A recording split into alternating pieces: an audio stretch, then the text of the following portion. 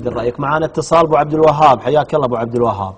الله يحييك. يا هلا ومرحبا فيك. طال الله يعطيك العافيه. الله يحفظك. برنامج ومرحبا فيك انت وضيفك. حياك الله. بس انا حبيت يعني حزت بخاطري كلمه قالها الاخ المحترم ان كان واحد من قبيله مطير مع الحق اللي هو علي بن ابي طالب على الباطل اللي هو معاويه بن ابي سفيان، وهذا ما ينقال عن خليفه من خلفاء المسلمين. نعم. صح يا لا عفوا، ممكن تسمعني يا اخي؟ انت قلت مع الباطل، انت مع الباطل، معاويه بن ابي سفيان مو مع الباطل. هذا يا استاذ ممكن لحظه يا اخي الدكتور، ممكن لحظه ارد عليك؟ انا احترمك واغدرك واجلك، بس احترامك ما يكون على حساب واحد من ائمه المسلمين. طيب ممكن ابو عبد الوهاب، ممكن استمع لي يا ابو عبد الوهاب. ابو عبد الوهاب اطلب، خلينا ننتظر. ابو عبد الوهاب، انتظر يا اخي. لو سمحت ابو عبد الوهاب لو سمحت. انا والله العظيم راح اخليك لو للساعه واحده بس لحظه.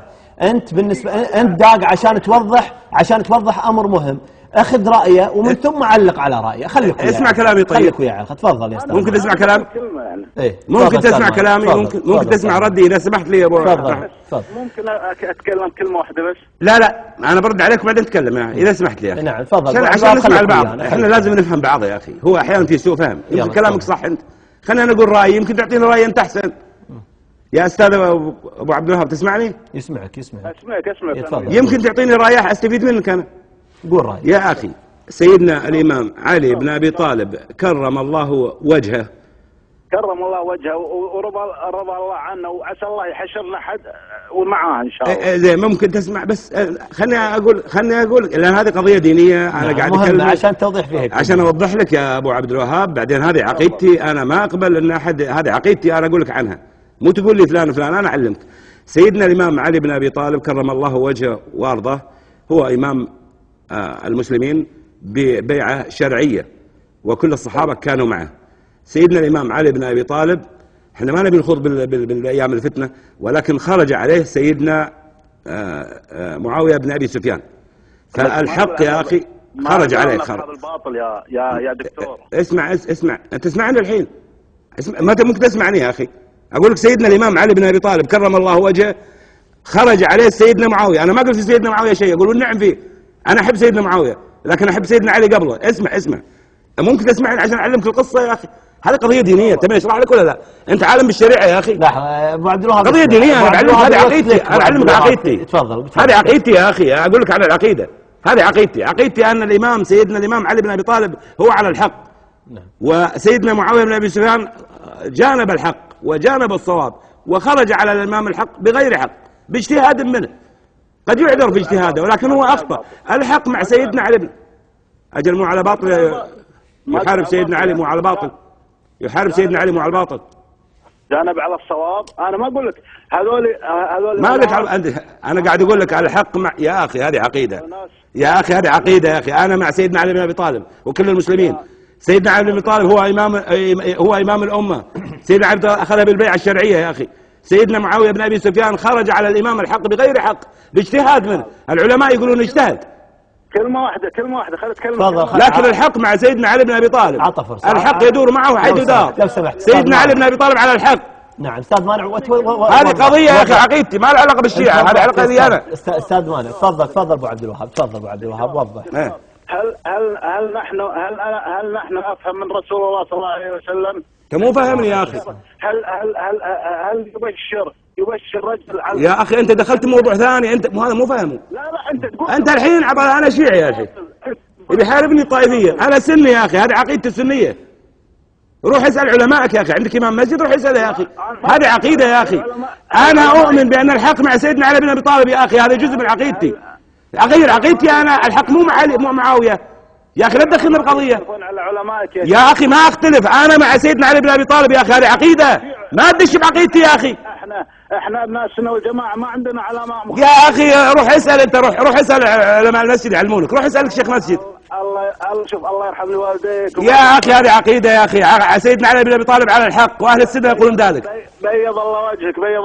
خلي نفعك هالكلام. شوف فعلا طالع شوف. نعم ابو عبد ليه الوهاب عندكم دولة انتم؟ لا لو سمحت لو سمحت تغير عقيدتي انا عشان اشكر الاخ عبد الوهاب. والله ناس غريبة يا اخي. عقيدتي غيرها. نعم غير سالفة، كل واحد يمشي على رايه. هذه عقيدتي انا يا اخي. عقيدتي ان سيدنا علي بن ابي طالب على الحق. النبي صلى الله عليه وسلم يقول يدور مع الحق حيث دار. وعقيدتي هذه عقيدة السلف. سيدنا معاوية الانسان مخطئ والناس قاعد تقول هالشكل. اجتهد واخطأ يا اخي. شنو هذا مع معاوية؟ مؤدب انا مع سيدنا معاوية، اقول سيدنا معاوية ما قلت شيء انا. ولا انكر صحابي انه صحابي، لكن سيدنا علي بن ابي طالب هو اولى يا اخي. في العالم هذا فيها شيء يا اخي. نعم هذا بيثبت انك انت مو شو اسمه. هذا عقيدة يا اخي. بعدين اللي يسأل يا اخي يسأل يفهم، ما يسأل ما يعرف الدين ولا يعرف شيء. وما قلت انا، هي شاهدت فيها انا. يا رجل اتهم الحين حط شيعي خلاص عشان انا احب علي. يا اخي احب علي انا واحب ال البيت، واللي ما يرضى لا يرضى. غصبا عليك ما احبهم انا واحب الصحابه. نعم. واللي ما يرضى لا يرضى. نعم استاذ مانع. انا احب علي واحب ال البيت واحب سيدنا الامام جعفر الصادق، واللي ما يرضى لا يرضى. والله لا يرضى ولا بيك ترضى. انا مو احب ال البيت، انا اتبارك فيهم. انا اتقرب الى الله بحبهم. انا اتقرب الله. يقول لك شنو؟ بعد يوم القيامه انا اواجه ربي اقول انا احب ال البيت، وانت يا ابو عبد الوهاب روح قول حب اللي تحب. شو الحكا يا اخي؟ ده شوف العقيده يا اخي. انا احب ال البيت صرت شيعي؟ كل مسلم لازم يحب ال البيت. هذه عقيدتي. شلون اسوي انا؟ اغير عقيدتي؟ انا انسان احب ال البيت، وان كنت اعتز بالائمه الاعلام الذين رفع عنهم الملام، مالك واحمد وابي حنيفه والشافعي، القائل يا ال بيت رسول الله حبكم فرض من الله في القران انزله، يكفيكم من عظيم القدر انكم من لم يصلي عليكم لا صلاته. اللهم صل على محمد وال محمد. شو القصه هذه؟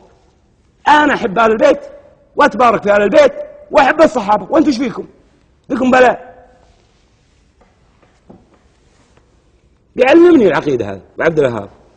نعم يعني اكيد يعني نوجه الاخ ابو عبد الوهاب يروح يسال شيخ دين يا اخي. انا اقول يروح يسال شيخ فقه يعني عقيده يا اخي. هذه عقيدتي. بعدين الانسان عقيدتي هذا ما اقدر.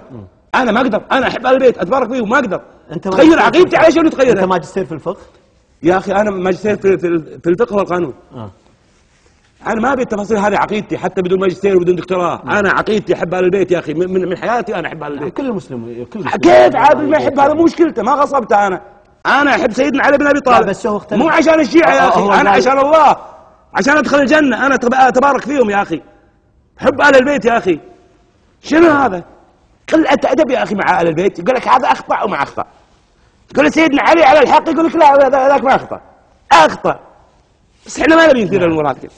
ايضا الترويح يعني والله العظيم قدام الامام علي والله ما يستحون يا اخي. اتصالات المشاركه في الحلقه طرش حرف الامام الظاهره على يمين الشاشه 98944 من خطوط زين 1481 من خطوط الوطنيه. خلاص عقيدتك قال الشيعة 5566 يا اخي. عقيدتي هذه عقيدتي. انا احب البيت ما له علاقه بالشيعه. ما اعرف الشيعه. لا اله الا الله يا اخي.